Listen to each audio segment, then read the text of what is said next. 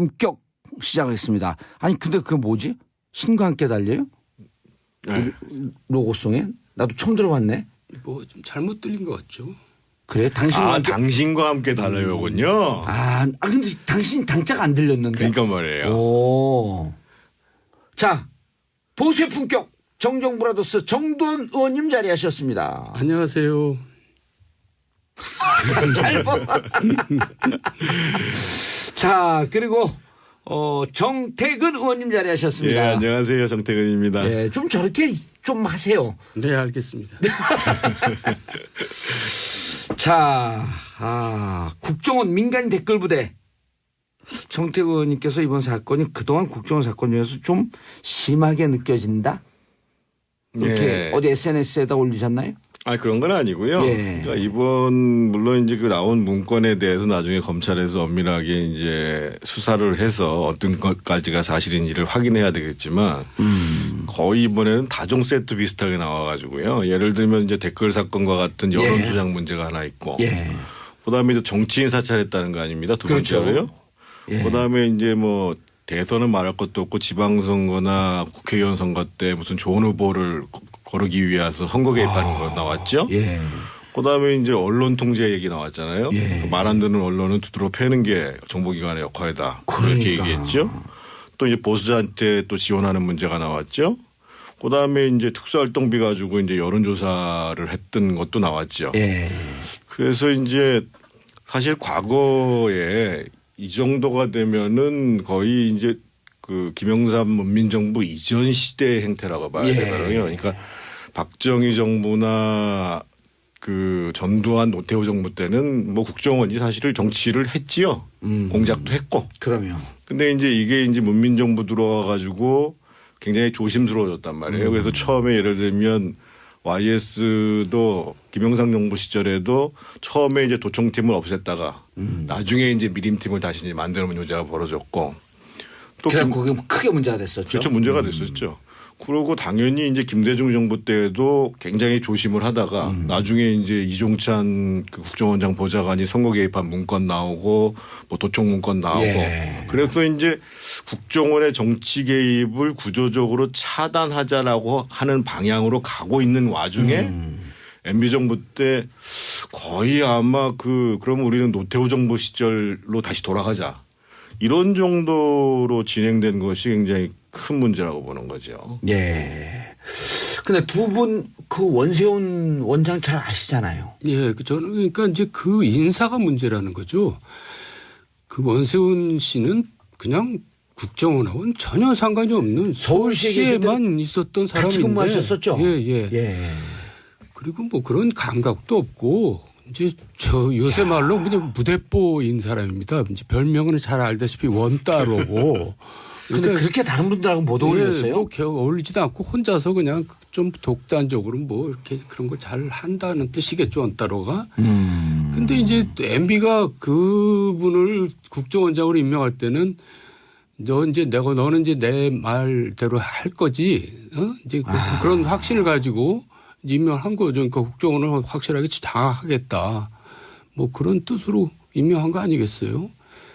그러니까 그 임명 자체가 이제 문제를 일으킨 거죠. 그 적절치 않은 사람을 임명한 거죠. 전혀 그런 감각도 없이 그 이런저런 뭐 앞뒤 재지도 않고 그냥 뭐 일을 하는 사람한테 이 일을 맡겼으니까 제대로 되겠어요. 예. 아니 정도원 의원님께서도 정치적 감각이 있으시잖아요. 그때 그 국정원 대선 댓글 개입 문제 수사할 때 최동욱 혼외자 문제라든지 윤석열 당시 이제 부장검사 찍어내리라든지 이럴 때 좀 느낌이 있지 않았어요?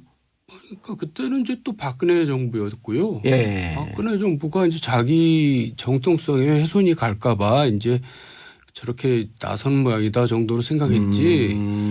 좀 전에 정태근 의원이 얘기한 것처럼 국정원이 이렇게 전반적으로 정치 전반에 노골적으로 이렇게 개입했을 거란 생각을 못했죠. 이번 사건이 심각한 이유는 바로 지금 말씀드렸던 것처럼 검찰하고 경찰이 이걸 덮으려고 했다는 데 문제가 있는 거거든요. 과거에도 국정원과 관련된 정치 개입 사건 많이 있었습니다. 그러니까 아주 대표적인 게 대북송금 사건부터 시작해가지고 근데 문제가 벌어지면은 어떻든 야당이 그 문제를 제기하고 국회에서 또 언론에서 추적이 되면서 사법적 처벌로 가면서 이제 개혁으로 나가는 거였거든요. 예. 근데 이번에는 처음에 댓글 사건이 터질 때에 사실은 이제 경찰에서 그거를 이제 덮으려고 노력을 했고 예. 나중에 이제 박근혜 그 정부가 들어선 다음에는 지금 말씀하셨던 것처럼 소위 이제 검찰총장 그리고 수사 담당자에 대한 이 좌천과 이 공직에서 물러나도록 하는 조치가 진행되면서 여기까지 왔다는 거죠. 예. 그래서 앞으로 이게 이제 사후의 정치적 보복 차원이 아니라 적어도 이제 국정원이라는 기관이 다시는? 정치에 개입하는 것은 절대 안 된다. 법에 나오는 대로 처벌받아야 되고 하지도 못하게 해야 된다. 이게 이제 원칙으로 자리 잡아야 되는 거죠. 예. 그런데 두 분께서는 MB 전 대통령 스타일 잘 알잖아요. 예. 예. 여기에 인사했을 때는 아까 정도원 의원님이 그런 얘기를 했는데 내 시키는 대로 해라. 그러니까 좋게 얘기하면 MB 대통령께서 오랫동안 기업에 계셨잖아요. 예. 그러니까 이제 비즈니스 마인드가 충실하시니까 성과가 중요하게 본 거죠. 그러니까 예. 좋게 얘기하면 실용주의고 나쁘게 얘기하면 이 비즈니스적 성과주의 때문에 거기에 적절한가와 관계없이 예. 사람들을 이제 갖다 쓰게 되는 건데 분명한 것은 특히 이제 이 원세훈 원장 문제도 마찬가지고 그 당시에 인권위원장 문제도 마찬가지고 적어도 우리가 이제 역사 인식이라든지 소위 이제 민주주의 인권 의식을 갖고 판단해야 될 문제에 대해서 상당히 그 의식이 결여돼 있었던 것은 분명하다고 봐야죠. 정도원 의원님. 네.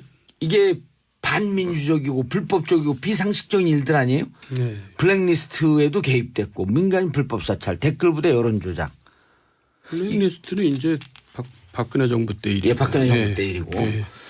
불법 사찰, 댓글 부대 이거 MB한테까지 갈까요? 어떻게 할까요? 이렇게 되면 수사 이제 그 TF팀에서 고발했다 그랬단 말이에요. 수사 의뢰하겠다 그랬고. 예. 이제 MB를 겨냥하고 싶겠죠. 현 정부는. 현 정부는 MB에 대해서 한이 맺혀 있잖아요. 그 노무현 전 대통령이 MB 정부 때 결국 수사받다가 서가신 거 아닙니까? 예. 그러니까 이제 정치 보복이 없다고 말할 수는 없어요. 제가 볼 때는. 예. 그런데 이제 MB가 또 굉장히 뭐라 그럴까 신중하고 아주 뭐 좀 영리하다 그럴까? 그러니까 이제 빠져나갈 구멍을 다 만들어 놓고 일하는 사람이에요. 그러니까 이게 직접 엮기에는 이렇게 쉽지는 않아 보여요. 그러니까 이제 흔히 하는 우리가 같이 일을 해봤지만은 책임은 다 밑에 사람한테 이렇게 넘기는 스타일이거든요. 근데 국정원장이 이걸 독단적으로 했다고 볼 수 있어요?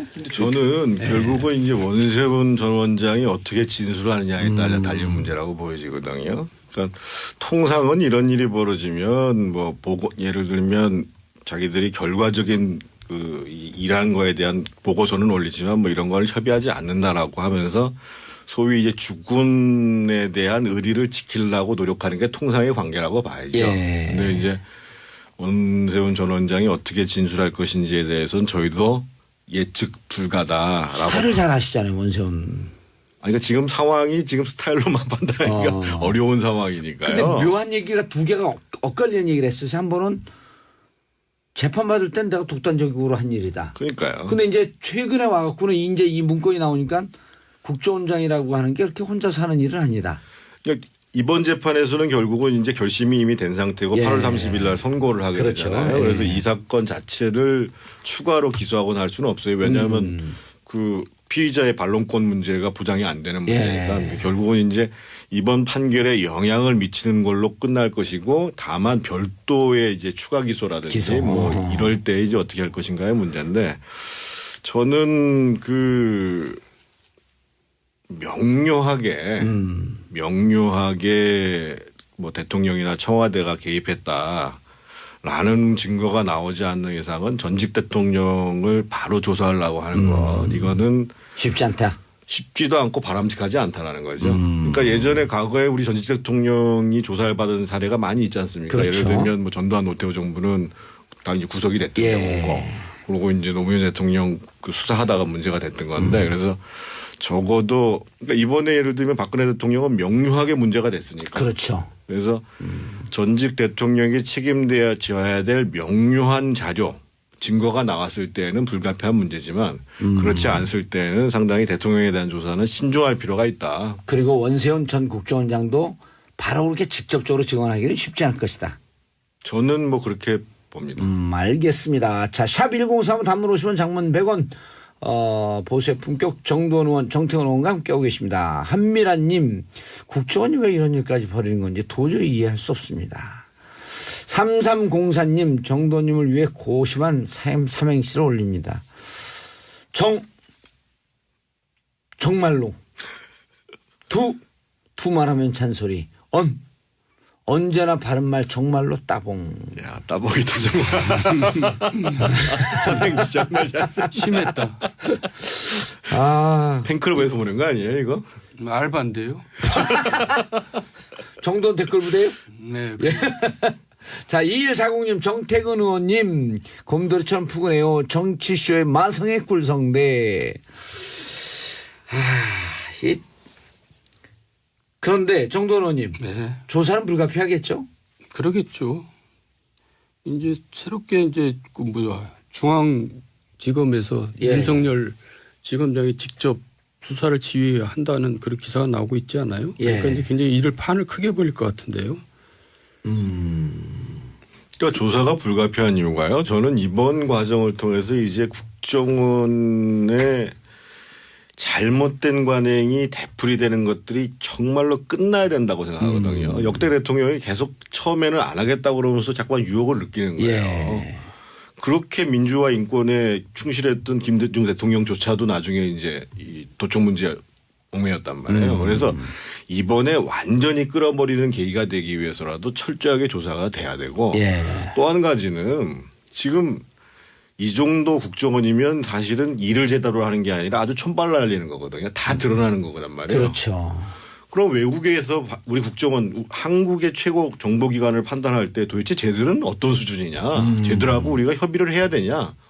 그러니까 국가 안보나 국가 안위를 위해서도 도저히 이렇게 수준이 안 되는 짓을 하고 있는 정보기관이 도움이 안 된다는 거예요. 아마 제가 보기에는 이 정도 수준이면 웬만한 우방국의 정보기관이 니들하고는 정보 공유가 좀 곤란하다. 아하. 니들 알아서 해라.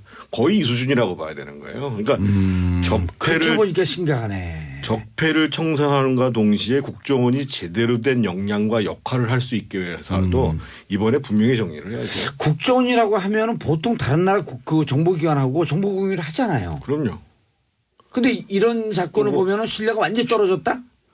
떨어진 정도가 아니라 뭐 같이 못할 것 같은데요. 그러니까 정치나 선거에 개입을 해도 좀 수준 높게 해야지. 무슨 댓글 부대 이런 진짜 치졸하게 짝이 없는 방식으로 이제 하고 앉았고. 그래서 궁금한 게, 예. 자, 국정원이 국내 정치에 개입하지 않는다. 그럼 사람들이 이제 좀 헷갈리는 부분이 있어요. 그럼 정보 취합도 안 할 거냐? 그 어디에서 경계를 봐야 되는 거예요? 그러니까 간단한 겁니다. 그러니까 국정원 개혁이나 검찰 개혁이나 사실 복잡할 거 없어요. 대통령이 권력자가 야 검찰 너 내 눈치 보지 말고 니네들 일 그냥 똑바로 해. 국정원 니네들 내 눈치 말고 일 똑바로 할 일 다 잘해. 그게 검찰 개혁입니다. 꼭 권력자가 개입을 하기 때문에 사적으로 이용하기 때문에 그게 저 이상하게 저 왜곡되고 이상한 일들 벌이고 그러는 거죠. 그러니까 결국 대통령 하기 나름입니다. 근데 이번에 지금 봉도사님 말씀에 조금 문제가 있는데요. 예. 예를 들면 검찰이나 경찰에서는 범죄와 관련된 정보를 수집을 하는 겁니다. 국정원은 실제로 국가와 안위와 관련된 정보를 수집하는 거고 국정원이 예를 들면 뭐 정태근이라는 국회의원이 뭐 이런 거 발언 생각하고 있다더라. 지금 나와 있던 것처럼 뭐 손학규는 이렇고 우상호는 이렇고 안철수는 이렇고 그런 정보를 국정원에서 왜 취합을 해요? 국정원의 업무가 아니라는 거죠. 예. 아니 이제 그 보통 기관의 국정원 요원들이 파견 나오잖아요. 그걸 왜 나오냐고요. 그 이번 파견 안 나오겠다 이제까지 그랬거든요. 사실은 IO라고 한 사람들이 그러니까 뭐 좀 센 데 가서는 들폼 잡지만 약한 데 가잖아요. 그러니까 삼지사방에 다 가 있단 말이에요. 완전히 갑질하죠. 보건복지부에도 가 있고 지방의 자치단체도 하고 그러는데 그 사람들의 눈치를 왜 봐야 되냐고요. 근데 눈치를 보게 만들어요. 왜? 보고서를 이렇게 써가지고 여기 문제가 있는 식으로 보고서를 쓰면 국정원에서 취합해서 또 그거를 그중에 몇 개 골라가지고 청와대에 보낸단 말이에요. 그러니까 자기들이 전혀 자기들 할 일이 아닌데 예를 들면 공직자에 대한 감찰은 누가 합니까? 감사원에서 하면 되는 거예요. 그게 범죄다. 라고 감사원에서 고발하든지 범죄를 인식하면 경찰이나 검찰이 하든지 하면 되는 문제예요. 그러니까 재밌는 얘기가 네. 국정원에서 서울시에도 나왔을 거 아니에요? 그 사람하고 원세훈 이제 전 원장하고 친했을 거 아니에요? 서울시 오래 있었으니까. 네. 5급입니다. 이제 원세훈은 국정을 모르니까 그 친구한테 의존하는 거예요. 그래서 국정원장 가서 그 친구를 4급으로 비서실에 데려다가 모든 걸 그 친구한테 다 맡기거나 의뢰하는 거예요. 그래갖고 그 친구가 국정원의 실세가 됩니다. 4급이. 인사를 다 하고 나중에 그 친구가 문제가 됐어요. 그러니까 얼마나 한심한 겁니까 이게. 그런 지경이에요. 사실관계를 들으니까 정말 한심하네요. 네. 그러니까 저희가 그 예를 들면 노무현 대통령 말기에 김만복이라는 분이 국정원장 했잖아요. 근데 그때부터 시작해가지고요. 국정원의 수준이라는 게 도저히 상상하기 어려울 정도로. 그런 데에다가 왜 우리가 그건 1조 원에 가까운 예산을 들여가지고 그것도 상당수는 특수활동비라고 해서 어디다 쓰는지도 모르잖아요. 그렇죠. 이렇게 하면 안 되는 겁니다. 연 9천억 정도가 특수활동비인데 그중에 반이 국정원에 갔다는 거 아니에요? 그러니까요. 그래서 앞으로 어떤 대통령 또는 뭐 그 권력 시스템이 바뀌어서 내각제가 되든 어떻게 됐든 저는 이 정보기관 특히 우리 같이 분단하에 있는 최고 정보기관의 수장을 정말 잘 인선하는 것이 중요하고 그 수장이 된 사람은 권력을 위해서가 아니라 나라를 위해서 일을 해야죠. 나라를 위해서. 알겠습니다. 각 기관에 파견대에 나와 있던 국정원 요원들 그거 다 다시 불러들이고 파견하지 않겠다라고 이제 송 원장이 그랬거든요. 그게 정상적이다. 당연하죠. 필요 없다. 여러 번 그랬어요. 정권마다. 근데 그게 그 이행이 안 된 거죠. 이번에 되겠죠. 이번에는. 네. 예. 여기 예를 들면 뭐 1년에 30억 썼다고 그러는데요. 그거 갖지 말고 이 컴퓨터 요즘 AI 시대인데 온라인에 그 제대로 정보를 분석할 수 있는 시스템을 갖다 놓는 게 낫죠. 그렇죠. 그 요원들 나가고 그 수공업적으로 그 정보 가져오는 것보다도 하는 거죠. 이제 아날로그식으로 일을 하는 거죠. 예. 자, 알겠습니다. 박종숙님 정치쇼는 왜 다시 듣기 안 되나요? 자, 고릴라 앱 다운받으셨어요. 상단에 고릴라 팟을 누르시면 바로 들으실 수 있습니다. 지난번에도 한번 말씀을 나눴는데 정도원 의원님. 안철수 전 대표 당대표 출마. 그때 아주 혹평을 하셨었는데. 네. 근데 출마해요 결국? 그러니까 이제 이분은 본인을 잘 모르는 것 같아요. 제가 볼 때는 이미 이제 지는 해도 아니고 지는 달이거든요. 그러니까 이제 국민으로부터 각광을 받다가 그동안 여러 번 이제 실망을 주고 이제 거의 사라져가는 분입니다. 근데 뭐 다시 출마한다니까 이제 본인의 착각이라고 저는 보는데 결국 뭐 당 대표가 될지는 몰라도 그 국민의 당은 이제 이상하게 되는 거죠. 그 자기 자신을 정확하게 이렇게 모른다는 게 얼마나 많은 사람을 피곤하게 만드는지를 보여주고 있는 좋은 예인 것 같아요. 저는 좀 제가 이제 안철수를 위한 변명, 안철수를 위한 재언을 한다고 그러면 그러니까 지금 뭐 시기적으로 굉장히 복귀가 빠르긴 하죠. 근데 과거에 이해창 총재 같은 경우도 97년 대선 패배한 다음에 그 다음에 있었던 8월 전당대회 때 복귀를 한 거거든요. 그래서 물론 이제 김대중 대통령은 거의 한 2년 반 이상의 시간을 보냈었고 뭐 이제 이 문재인 대통령도 마찬가지죠. 그래서 근데 복귀의 시기가 빠르냐 안 빠르냐라는 것이 아니라 복귀하는 과정이 자기한테 도움이 되는가 안 되는가가 더 중요한 문제인데 결국은 다시 복귀한다라고 했을 경우는 그 사람의 리더십의 변화가 왔다라는 것을 국민이 인정해 줘야 되잖아요. 그렇죠. 그렇기 위해서 시간을 두는 거란 말이에요. 근데 문제는 지금 이제 안철수 후보가 다시 복귀하겠다고 하는 것 자체가 문제가 아니라 복귀하는 과정에 있어서 그래도 안철수가 상당히 변했다. 그 리더십의 발전이 있었다. 라는 것을 보여줘야 되는데 그것이 전혀 안 보이니까 그러니까 이제 우리 정도원 선배가 자꾸만 땡쳤다. 지는 애다. 이런 얘기를 하는 건데 저는 사람이 변하는 건 쉽지 않지만 결국은 어떠한 명분을 내거든지 안철수 의원이 정치를 계속하기 위해서는 특히 이제 이 대표라는 데 복귀하기 위해서는 내 리더십의 변화에 대해서 국민들한테 실감나게 보여주지 않는 이상은 안 된다. 이런 말씀. 당내에서 지금 그 전당대회에서 강력하게 당 소속 현역 의원들이 반대를 하고 있잖아요. 지금 때가 아니다. 그 이제 정돈 의원님하고 그분들하고 생각이 다르든 아니면 그 이유가 좀 다르든 어쨌든 반대하는 세력이 당에서 이렇게 강력하게 존재하고 있거든요. 그리고 언론 보도에 따르면 가장 측근이라고 했던 박선수 의원이 반대하다가 지금 서로 뭐 등을 돌리는 과정까지 갔다 그러잖아요. 그러니까 이분의 가장 큰 문제는 이분 주변에 이제 핵심으로 있었던 분들이 계속 떨어져 나가는 과정들을 반복하는. 저는 이분 주변에 있던 사람을 그래도 다 아는 편이잖아요. 저는 좋은 얘기를 들어본 적이 한 번도 없어요. 어쩌면 그럴 수가 있을까요? 자기가 같이 모시고 일했던 사람에 대해서 다 이렇게 좋은 얘기도 하고 그러는 건데 예. 한 번도 좋은 얘기를 들어본 적이 없어요.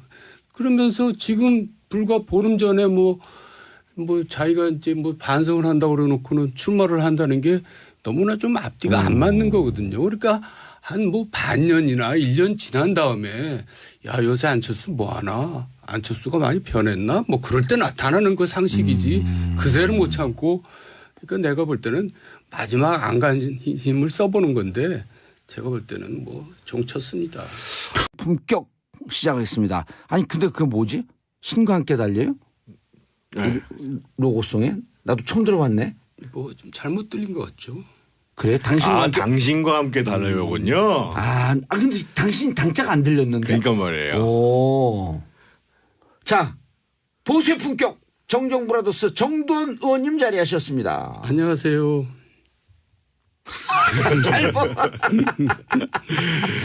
자, 그리고 정태근 의원님 자리하셨습니다. 예, 안녕하세요. 정태근입니다. 예, 좀 저렇게 좀 하세요. 네, 알겠습니다.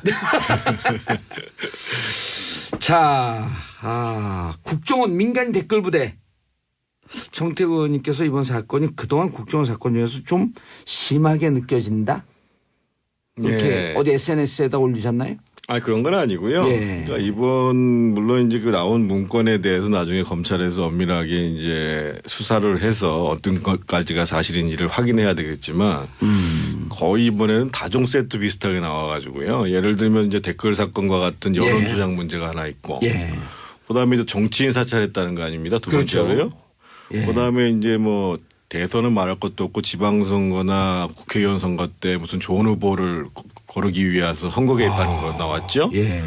그다음에 이제 언론 통제 얘기 나왔잖아요. 예. 말 안 듣는 언론은 두드러 패는 게 정보기관의 역할이다. 그렇게 그러니까. 얘기했죠. 또 이제 보수자한테 또 지원하는 문제가 나왔죠. 그다음에 이제 특수활동 특히 이제 이 원세훈 원장 문제도 마찬가지고 그 당시에 인권위원장 문제도 마찬가지고 적어도 우리가 이제 역사 인식이라든지 소위 이제 민주주의 인권 의식을 갖고 판단해야 될 문제에 대해서 상당히 그 의식이 결여돼 있었던 것은 분명하다고 봐야죠. 정돈 의원님, 네. 이게 반민주적이고 불법적이고 비상식적인 일들 아니에요? 네. 블랙리스트에도 개입됐고 민간인 불법 사찰, 댓글 부대 여론 조작. 블랙리스트는 이제 박근혜 정부 때 일이고. 예, 박근혜 정부 때 일이고. 네. 불법 사찰 댓글 부대 이거 MB한테까지 갈까요? 어떻게 할까요? 이렇게 되면 수사 이제 그 TF팀에서 고발하겠다 그랬단 말이에요. 수사 의뢰하겠다 그랬고. 예. 이제 MB를 겨냥하고 싶겠죠. 현 정부는. 현 정부는 MB에 대해서 한이 맺혀 있잖아요. 그 노무현 전 대통령이 MB 정부 때 결국 수사받다가 서가신 거 아닙니까? 예. 그러니까 이제 정치 보복이 없다고 말할 수는 없어요. 제가 볼 때는. 예. 그런데 이제 MB가 또 굉장히 뭐라 그럴까 신중하고 아주 뭐 좀 영리하다 그럴까? 그러니까 이제 빠져나갈 구멍을 다 만들어 놓고 일하는 사람이에요. 그러니까 이게 직접 엮기에는 그렇게 쉽지는 않아 보여요. 그러니까 이제 흔히 하는 우리가 같이 일을 해봤지만은 책임은 다 밑에 사람한테 이렇게 넘기는 스타일이거든요. 근데 국정원장이 이걸 독단적으로 했다고 볼 수 있어요? 저는 결국은 이제 원세훈 전 원장이 어떤 비 가지고 이제 여론조사를 했던 것도 나왔죠. 예. 그래서 이제 사실 과거에 이 정도가 되면은 거의 이제 그 김영삼 문민정부 이전 시대의 행태라고 봐야 되거든요. 그러니까 박정희 정부나 그 전두환 노태우 정부 때는 뭐 국정원이 사실을 정치를 했지요. 공작도 했고. 그러면. 근데 이제 이게 이제 문민정부 들어와 가지고 굉장히 조심스러워졌단 말이에요. 그래서 처음에 예를 들면 YS도 김영삼 정부 시절에도 처음에 이제 도청팀을 없앴다가 나중에 이제 미림팀을 다시 이제 만드는 문제가 벌어졌고 또 그래 그게 크게 문제가 됐었죠. 그렇죠. 문제가 됐었죠. 그러고 당연히 이제 김대중 정부 때도 굉장히 조심을 하다가 나중에 이제 이종찬 그 국정원장 보좌관이 선거 개입한 문건 나오고 뭐 도청 문건 나오고 그래서 이제 국정원의 정치 개입을 구조적으로 차단하자라고 하는 방향으로 가고 있는 와중에 MB 정부 때 거의 아마 그러면 우리는 노태우 정부 시절로 다시 돌아가자. 이런 정도로 진행된 것이 굉장히 큰 문제라고 보는 거죠. 예. 근데 두 분 그 원세훈 원장 잘 아시잖아요. 예, 저는 그러니까 이제 그 인사가 문제라는 거죠. 그 원세훈 씨는 그냥 국정원하고는 전혀 상관이 없는 서울시에만 있었던 사람인데. 같이 근무하셨었죠. 예. 그리고 뭐 그런 감각도 없고 이제 저 요새 말로 그냥 무대뽀인 사람입니다. 이제 별명은 잘 알다시피 원따로고. 근데 그렇게 다른 분들하고 못 어울렸어요? 뭐 어울리지도 않고 혼자서 그냥 좀 독단적으로 뭐 이렇게 그런 걸 잘 한다는 뜻이겠죠, 원따로가. 근데 이제 MB가 그분을 국정원장으로 임명할 때는 너는 이제 내 말대로 할 거지. 이제 그런 확신을 가지고 임명한 거죠. 그러니까 국정원을 확실하게 장악하겠다. 뭐 그런 뜻으로 임명한 거 아니겠어요? 그러니까 그 임명 자체가 이제 문제를 일으킨 거죠. 그 적절치 않은 사람을 임명한 거죠. 전혀 그런 감각도 없이 그 이런저런 뭐 앞뒤 재지도 않고 그냥 뭐 일을 하는 사람한테 이 일을 맡겼으니까 제대로 되겠어요. 예. 아니 정돈 의원님께서도 정치적 감각이 있으시잖아요. 그때 그 국정원 대선 댓글 개입 문제 수사할 때 최동욱 혼외자 문제라든지 윤석열 당시 이제 부장검사 찍어내리라든지 이럴 때 좀 느낌이 있지 않았어요? 그러니까 그때는 이제 또 박근혜 정부였고요. 예. 박근혜 정부가 이제 자기 정통성에 훼손이 갈까봐 이제 저렇게 나선 모양이다 정도로 생각했지. 좀 전에 정태근 의원이 얘기한 것처럼 국정원이 이렇게 전반적으로 정치 전반에 노골적으로 이렇게 개입했을 거란 생각을 못했죠. 예. 이번 사건이 심각한 이유는 바로 지금 말씀드렸던 것처럼 검찰하고 경찰이 이걸 덮으려고 했다는 데 문제가 있는 거거든요.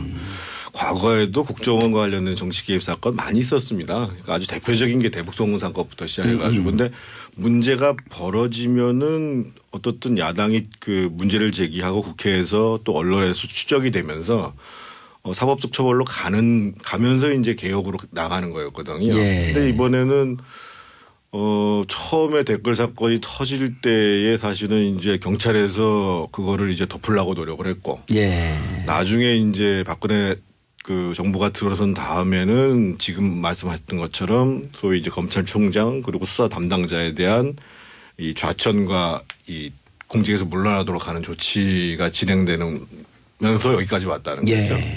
그래서 앞으로 이게 이제 사후의 정치적 보복 차원이 아니라 적어도 이제 국정원이라는 기관이 정치에 개입하는 것은 절대 안 된다. 법에 나오는 대로 처벌받아야 되고 하지도 못하게 해야 된다. 이게 이제 원칙으로 자리 잡아야 되는 거죠. 그런데 두 분께서는 MB 전 대통령 스타일 잘 알잖아요. 여기에 인사했을 때는 아까 정돈 의원님이 그런 얘기를 했는데 내 시키는 대로 해라. 그러니까 좋게 얘기하면 MB 대통령께서 오랫동안 기업에 계셨잖아요. 그러니까 이제 비즈니스 마인드가 충실하시니까 성과가 중요하게 본 거죠. 그러니까 좋게 얘기하면 실용주의고 나쁘게 얘기하면 이 비즈니스적 성과주의 때문에 거기에 적절한가와 관계없이 사람들을 이제 갖다 쓰게 되는 건데 분명한 것은